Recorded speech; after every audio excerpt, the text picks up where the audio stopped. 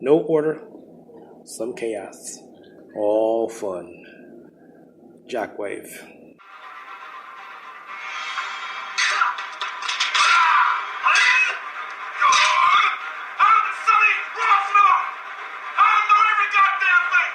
Caution your tone, Commander. I'm a fair guy, but this heat is making me absolutely crazy. Look out for me! I'm a man! I'm 40! I ain't scared of you. Or who we thought they were. And we let them all go.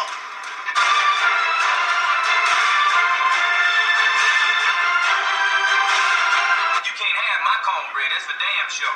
But if you try to take my cornbread, part two of my killing spree gonna begin up in here on your ass right now. Think about my cornbread, get the taste out your mouth. Greetings and salutations. You know who it is. It's me, the King, David B. Back in your ears. This is JockWave. You can go to YouTube, JockWave TV. You can go to Spreaker.com, which is what we're on right now. This is JockWave with David B, with King David B. You can go to my Blog Talk Radio, and I'm not sure if I'm supposed to be saying that on Spreaker.com's app, but I'm doing it because you can go to Blog Talk Radio and look up the David Brewer Show. You can also go to YouTube TV, YouTube, and look up Sound Doctrine. All these are my channels and stations and podcast names on various different websites. Yes, I'm trying to stretch my arms, and I'm trying to be the Ryan Seacrest of the internet. Yeah, this is how we do. What's going on today? Number of things. We're at home. These are my at-home studios. Until I get a specific studio and sponsors. You know how it is. When you just started out, come on, you know how it is, right? Look, I want you to know something. I want all you to know something. Yeah, don't worry about that. I was just talking to myself. And I said to myself, it's a good thing that I have no subscribers. I have no real listeners, no faithful followers. I don't have a plethora of people, paying attention to me right now. So I can make as many mistakes as I want. Keep going, not worry about them. But here's the thing: is that if people ever tune in to listen, they're going to be like, "This is a bunch of mess and crap and all of that." And I'm like, well, yeah, didn't you hear the beginning? No order and a lot of chaos. No, I said some chaos. Well, that's what it is at this point in time. Why? Because essentially that's the idea of how good conversations come up. You say, well, a journalist does this. Well, I never said I was a professional journalist. I was just having this discussion. This is the age of everyone being their own media outlet, of the social media. Everybody everybody can have a blog. Everybody can have a podcast. So in a sense, you say, well, what separates those who are good at their job from those who are great at their job or those who are horrible? It's not just order or chaos. It's really information.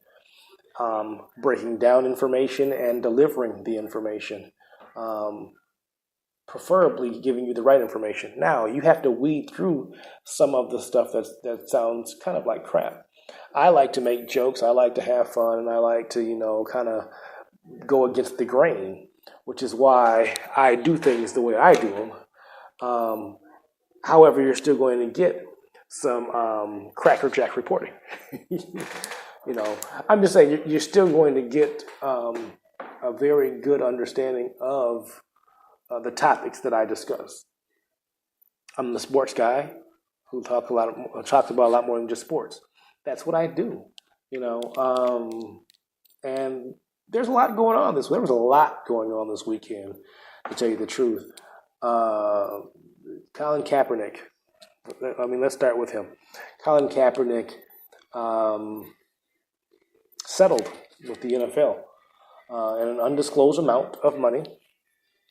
Some would say that it was upwards to the 50 millions and 60 millions.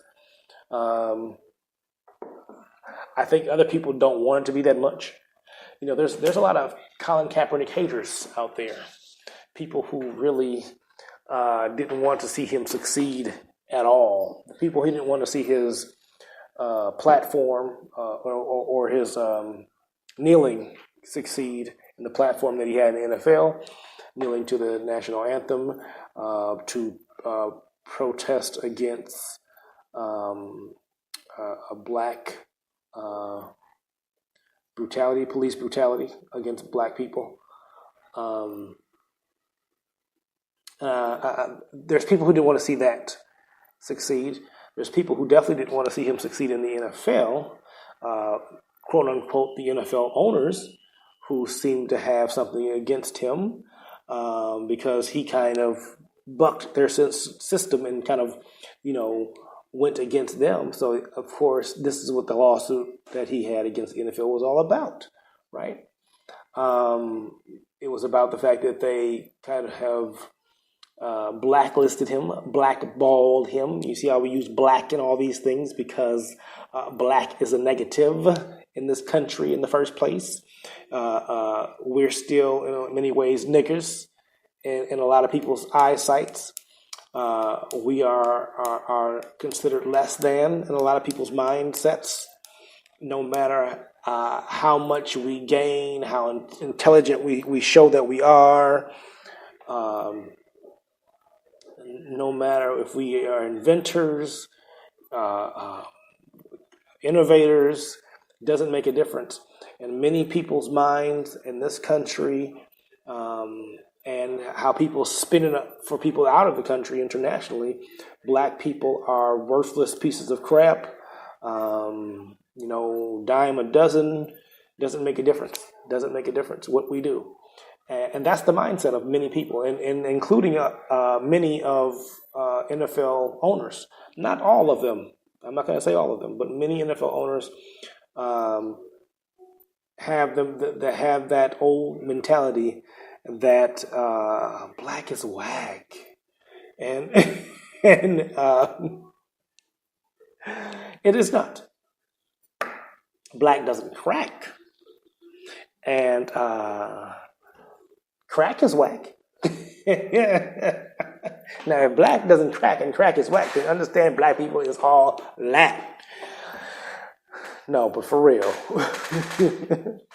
the idea that you have to hate a man because of the texture of his skin, the color of his skin. I'm not even going to say in this time or this, in 2019 or in this century or whatever. I'm saying period. I don't care what century you're in. The idea that you have to hate somebody based off of that just shows that, what's in you, is full of crap. That's how that works. But like I said, people want to see Colin Kaepernick fail. They do. And the desire to see him fail, it falls more on them, which is a little bit off. It's a little bit off. There's no question about that. It's a little off. But I was doing some Colin Kaepernick research, okay? And one of the arguments that was made with the by Roger Goodell, is he not the NFL commissioner, who said that Colin Kaepernick doesn't have a job in the NFL because of his athletic ability or his inability to be a proficient quarterback in this league or in the NFL. And I'm saying to Roger Goodell, who I won't call him anything. Let me just say it like this. I'm going to say this to Roger Goodell. That is a bold-faced lie, boy. I'm going to call him a boy. Boy, you know that's a bold-faced lie. I don't care if he's a grown man or not. He knows he's lying on that one. Colin Kaepernick in 2012, I think it was his second year in the league. 2012, 2013, takes the San Francisco 49ers. First year, 2012, they go to the Super Bowl, and they are, really one play away from winning the Super Bowl. Okay, so he takes them there, and he gets, within a moment of a championship trophy. 2013 takes them back to the playoffs and through the playoffs to the NFC Championship, and they just lose to the Seahawks, who I believe eventually won the Super Bowl that year.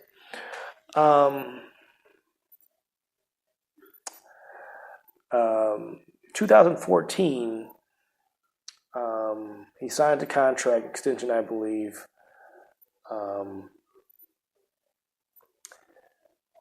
The 49ers have a really mediocre year that year. Okay, the year was very mediocre. There's no question about that. They finished 8-8, and they didn't make the playoffs. But Colin Kaepernick actually had a great year that year. He threw for over 3,000 yards. He had 18 touchdowns. He had 10 interceptions. May not have been that good, but he rushed for almost 700 yards, nearly 650 yards, I should say, closer to 650. So he had a really good year. And then his coach, the one who kind of recruited him, Jim Harbaugh, leaves and goes to University of Michigan. Well, they get another guy in named Jim Tomsula, something like that. I don't know how to pronounce his name. We're going to call him Tom Sula. And he starts Blaine Gabbert, who is crap.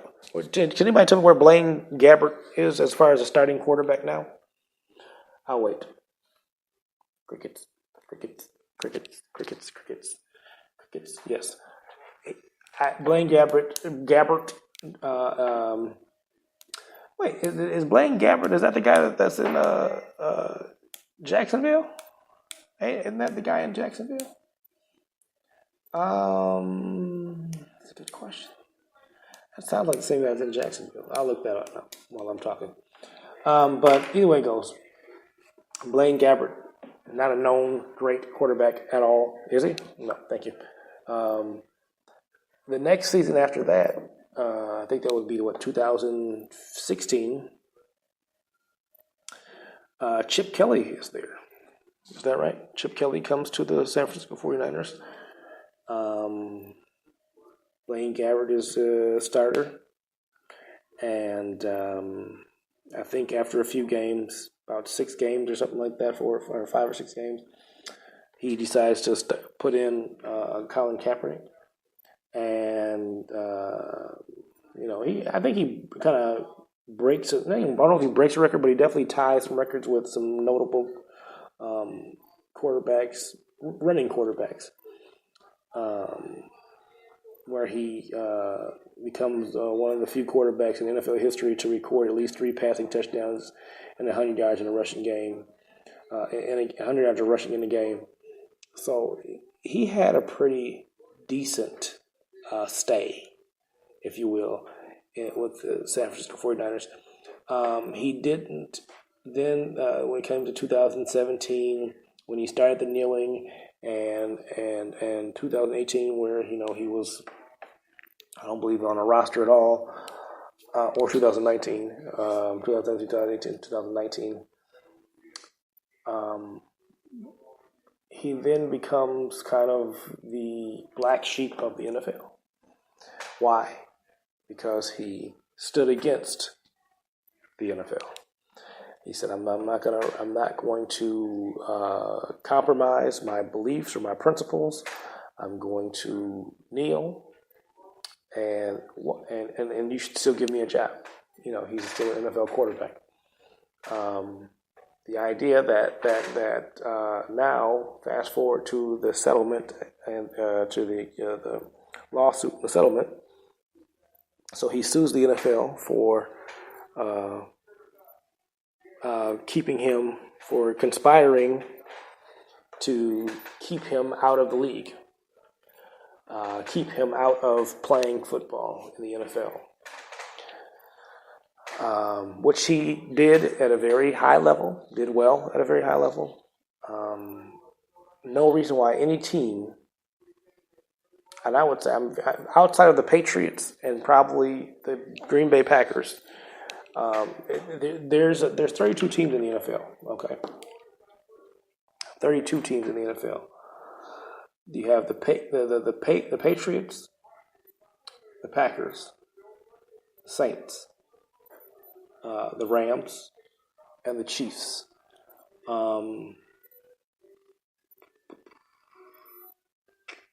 I'm trying to think of somebody else, but you got those five. I'm saying those five because, yeah, I'm saying those five. Outside of those five teams, there is no reason why this man should not have a job in the NFL. Outside of those teams, that's five teams that I just named. That means there's 27 other teams that Colin Kaepernick can probably start on. And why couldn't he start on those teams? That would be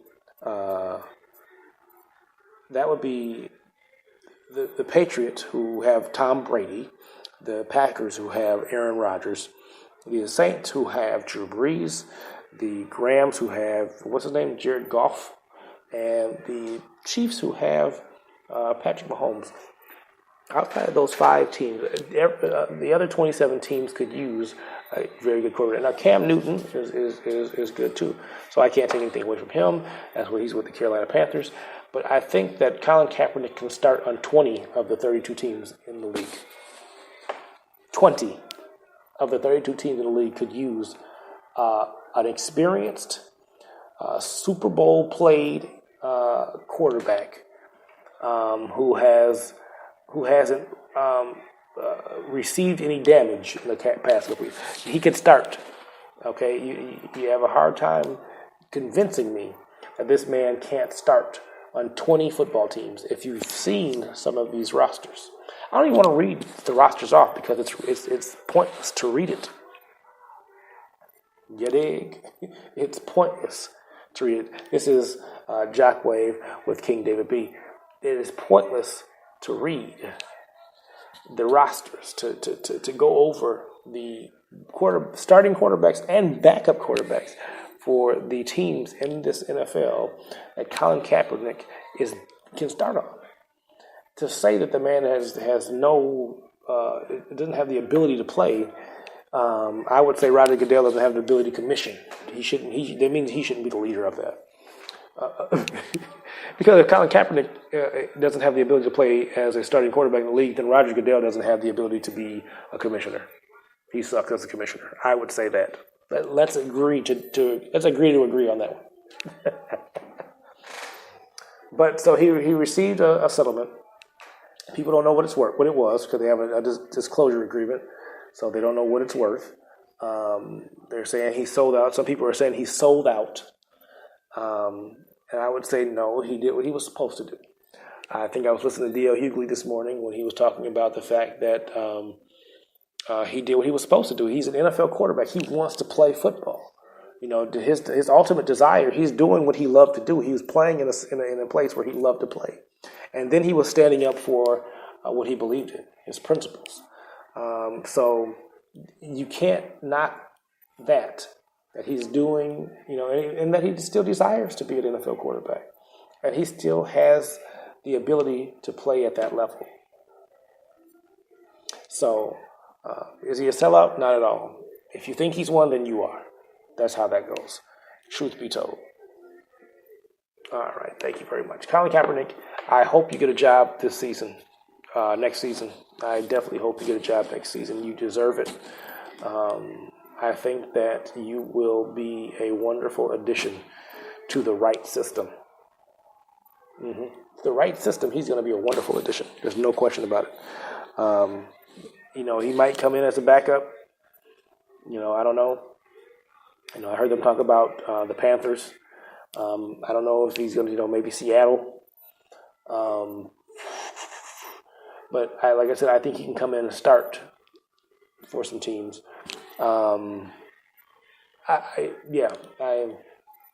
You know what my issue, and I'm somewhat of a Minnesota fan. Minnesota Vikings.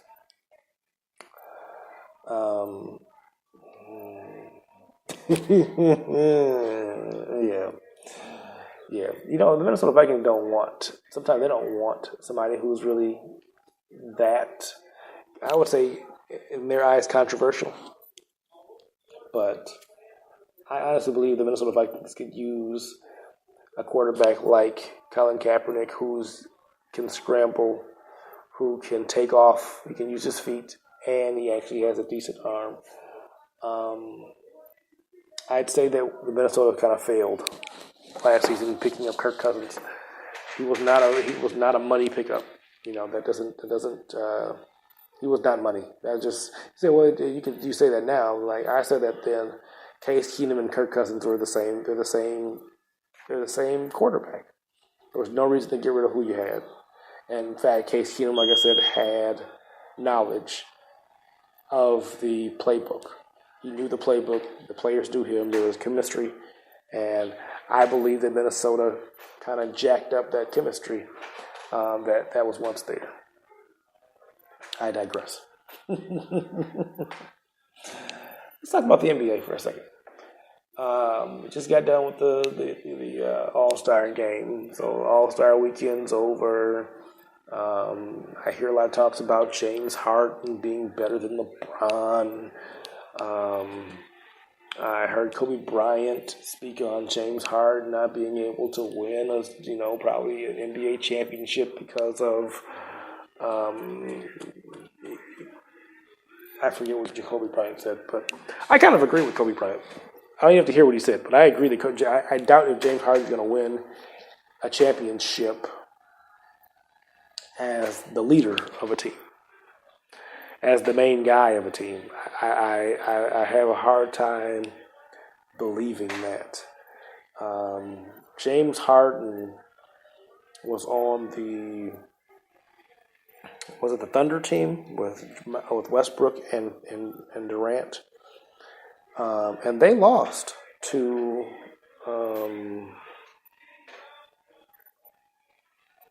Miami. They lost to Miami. Okay, when LeBron, with the first LeBron stage team, the first LeBron, you say a super team, but it was LeBron's first, team that he went to with Dwayne Wade, Chris Bosh, other notable athletes. But those are the three main ones. This is my issue with the NBA is that there's so much you can talk about as it pertains to the possibilities. There's only really two good teams.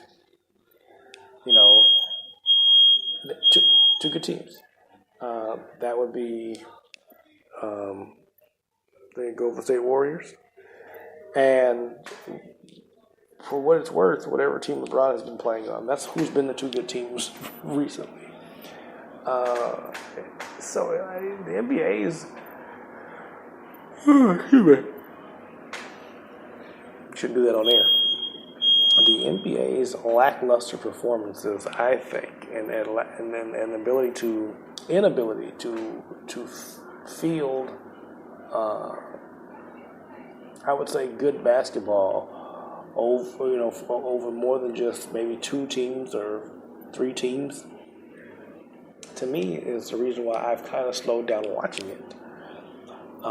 You have a number of young players coming straight out of college from their freshman year or sophomore year.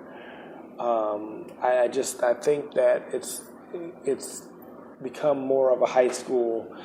The NBA is more college than college basketball is at this point in time. And this is why we have the brand of basketball we have right now at the NBA. College basketball is somewhat of a high school basketball league, and then high school basketball is high school basketball. You have a lot of one and dones in college. Even though it's now, to me, it's now being kind of stretched out better, where you have, the teams that are good are stretched out a little more, but it's still, essentially the same. You still got the Tar Heels, the UNC, North Carolina Tar Heels. You got the Duke, you got Kentucky.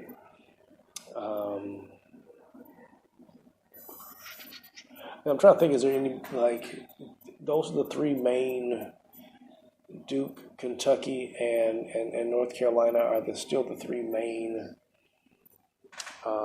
teams.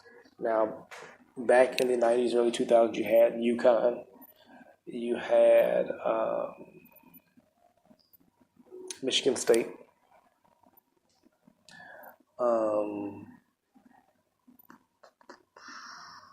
who else was there? You had, UCLA was from way back in the day. Indiana was once a powerhouse. But yeah, I think the three constants are the Tar Heels, the Duke Blue Devils, and the Kentucky Wildcats. Those are the three main constants. You got the Kansas Jayhawks. I can't forget my own squad, Kansas Jayhawks. Now, like I said, you have people like Villanova who have won recently. So, and I believe that they're winning, that the ones who are winning right now are the ones who have the seniors on their team. They have the upperclassmen that have allowed them to become a better squad than just to have freshmen, who Kentucky typically has leading their team. Good freshmen, but freshmen nonetheless. And like I said, it's a different brand of basketball. It's more, to me, of a style of run and gun than actual basketball. Anybody can run and gun. Like I said, that's the up-tempo, let's just, fast break all day long. Yeah, that's good. Sometimes.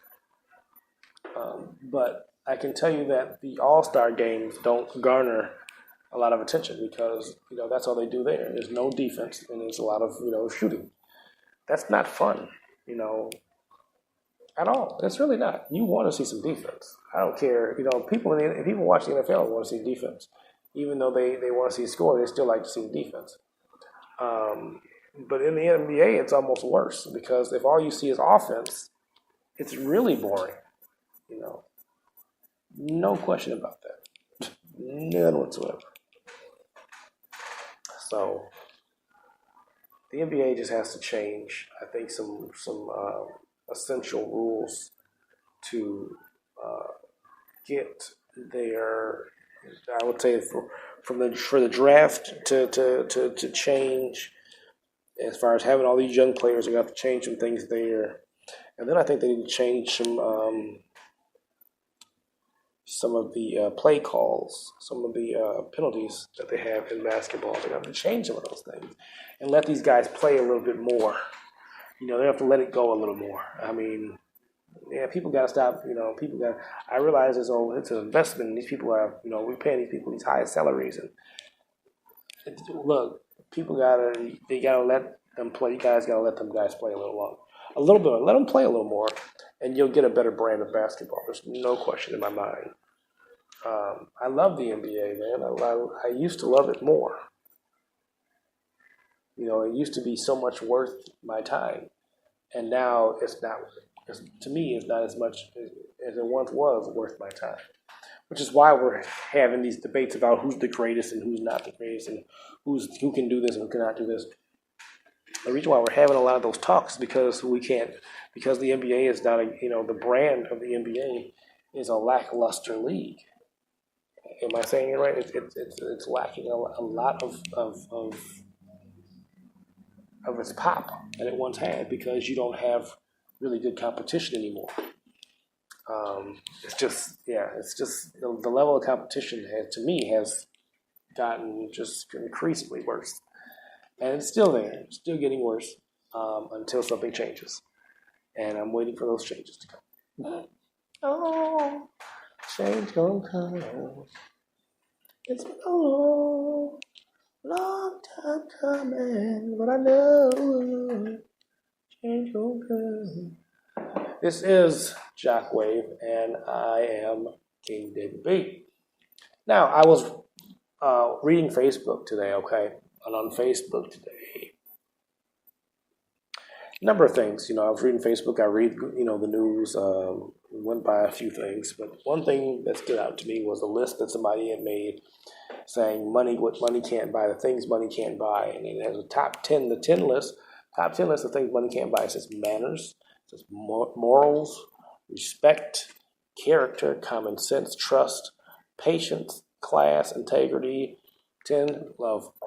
Excuse me, I'm sorry. Didn't mean to do that in the microphone, but these are the things that money cannot buy. And as I was reading, it was like love and integrity and class and patience. And it's like, yeah, money can't buy those, but money does allow the eyes to blur. Those who have money, those who don't have money, eyes typically are blurred when it comes to those who have money. And I would even say those who have money, eyes are blurred to those who have money. Somebody's manners don't matter as much if they have money. Somebody's morals aren't necessarily in question as much if they have money. Respect changes if a person has money. Character isn't typically scrutinized if you have money. Common sense isn't typically necessary if you have money. Class isn't, is typically based on how much money you have. Trust. You typically trust a person that has more money than the one that doesn't. Patience. You have more patience with a person who has more money than the one who doesn't. So all of these, they say love, you can't buy love. No, but you can't buy love, but you can convince people to love you if you have more money. Do you get what I'm saying? Those with money, that you might not be able to buy integrity, but people looking at you would assume that they're under the assumptions and have a true belief that if you have money, then your level of integrity is higher than those who don't. Okay? So that idea, this top 10 list is, yeah, money can't buy these things, but the lines are blurred when you have money. The eyes are blurred to people who have money. So all those things, those top 10 things that I just named, manners and morals and respect and character and common sense and trust, patience and class and integrity and love. Yeah, it's true. Yeah, there's no question that money can't buy those things. But with money, you'll be treated differently. All those 10 things that I just named will be, in a sense, treated differently if you have money versus if you don't. And that's the truth. I wanted to say that because, I was reading it and I was just thinking like, yeah, no, you don't have, your manners don't matter as much if you have money. They really don't. They don't matter as much. You don't really need morals. You understand what I'm saying? Morals don't matter that much if you have money. Like I said, I'm talking about how people view you. People will view you as such. A woman or a man, I'm saying a woman. Let me say it like this. A woman will get with a man who's wealthy versus one who's broke, even if he doesn't have these qualities. I can promise you that one. A woman who sees a man with little manners, little morals, little respect for others, questionable character, very little common sense, untrustworthy, impatient. She'll see him as a high-class individual because he's rich. Look, a man who has money, to a woman, a man who has money, a significant amount of wealth, or just has good money coming in, a woman will say, okay, I can teach him these things, or I can work with him in these areas. he'll gain this. See, she'll put forth an effort just because he has the money to change that. Now it's different for a guy. Guys will go out. No. Guys will go out with a broke chick and won't care. Wealthy guys, even whether you are rich or not, rich, or you have money or no money at all, guys will go out with a broke woman. Do you understand what I'm saying? Oh, we will. She doesn't need to have a special job for us to, go out with her or give her a chance. But when it comes to women, a guy with money doesn't need those same things. These are for guys who don't have money. Guys who don't have money have to have great manners. Guys who don't have a lot of money have to have good morals. Guys who don't have money, because money will, like I said, it will blur the eyes and it will cover. It will cover their inconsistencies in a man, and a woman will accept him if he has money. Boom, boom, period, point blank. Thank you very much. Let's move on. What else is going on today? There's a number of things going on. You got Trump declaring a national emergency so he can build a wall. You have Jesse Smollett pretending that he got beat up. Can I say something about this? I really want to say something about this. I didn't realize that the people that beat him up were black. When I found out the other day that the people that he had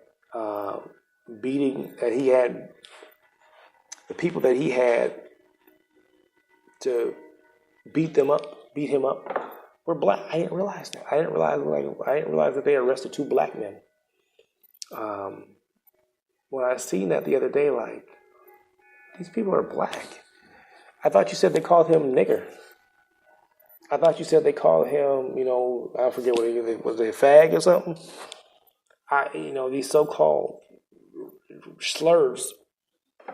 And when I found out that they were black dudes, 2 black dudes, and I'm thinking hey, you have to tell me nothing else. Once I found out they were black, I was like, okay, he lied.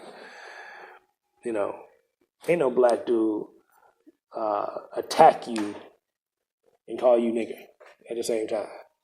A black dude,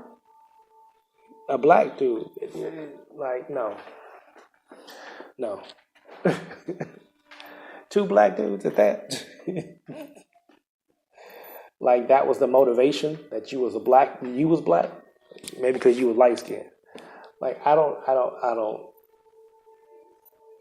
So I'm thinking to myself, why on earth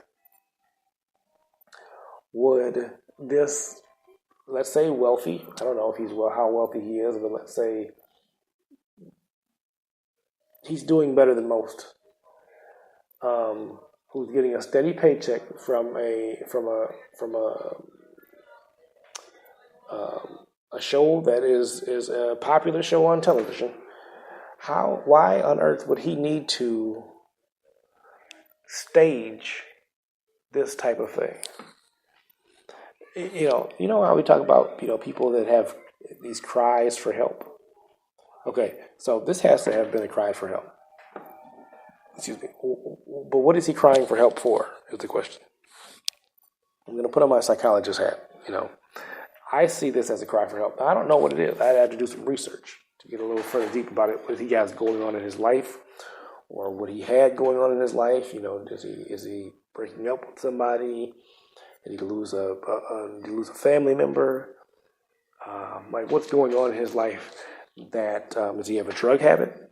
What's going on in his life that he would decide to do this, given the fact that he is part of a very popular show on TV, getting paid very well?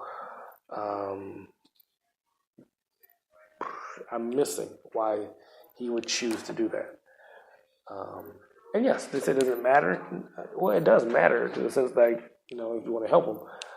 I guess it doesn't matter if you don't care about helping him. I want to know because I'm nosy. And what's going on in this man's life that although he's making a decent living, he has to go and stage a fight, a hate crime. Like, what was he trying to do? What was he trying to prove? What did it help? Nothing. I would say that would have, probably helped Trump, except as far as, because he said they were wearing MAGA hats, Make America Great Again hats or something like that. But the fact that Trump just declared a freaking national emergency just so he can build a wall, he wants some money that bad so he can try to build a wall. And I think it's just a diversion.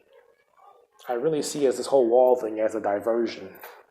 I think that the wall thing has to do with something else.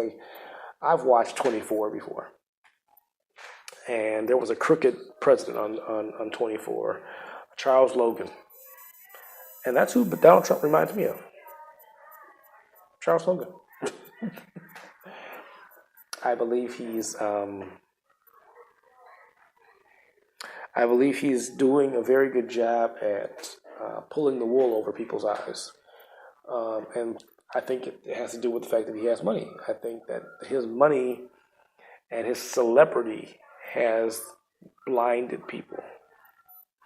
I think that's the best way of saying it. His money and his celebrity has blinded people who are, quote unquote, on his side.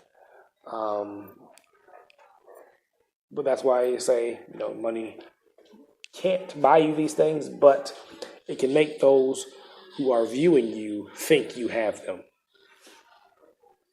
That's the truth. And I've seen somebody else write about Flint, Michigan. Like in Flint, they still have an issue with the water. In Puerto Rico, they're still, I believe, putting together putting together the countryside, or whatever you want to call it, but the city, these cities and these islands and are still trying to restore themselves, and we're declaring national emergency so we can build a wall. Donald Trump, really? So I'm just a little bit baffled that he would insult everyone's intelligence with this. I don't think it's just insulting the Democrats. And this is another thing that I have to talk about as far as all these different people trying to throw their hat into the presidential ring. And they're all, it's like 40 Democrats trying to run. It's like, why don't you just run under an independent?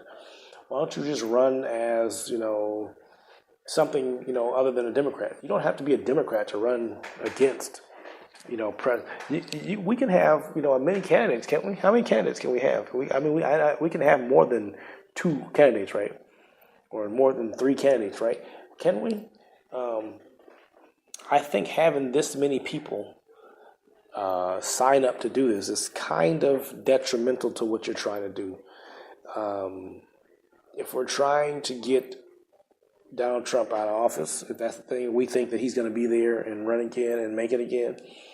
If you're trying to get him out of office, then I think you have to figure out, as a Democrat, how many people you should have under that party trying to run.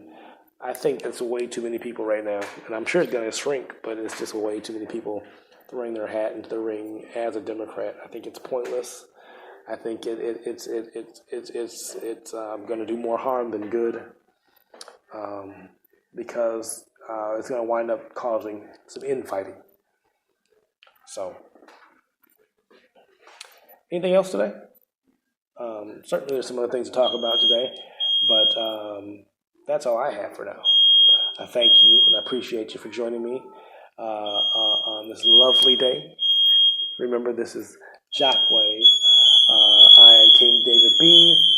That is the alarm going off, so it must mean that time for me to go. Saved by the bell. I thank you for joining me. Come back. Catch me on YouTube, JockWave TV. Catch me on Blog Talk Radio, David Brewer Show. Catch me on Twitter, Jock_Wave. Instagram at JockWave. And Facebook, JockWave. All right? It's JockWaving it up. All right? Love you. We'll be back. We'll be out. I'm out. JockWave.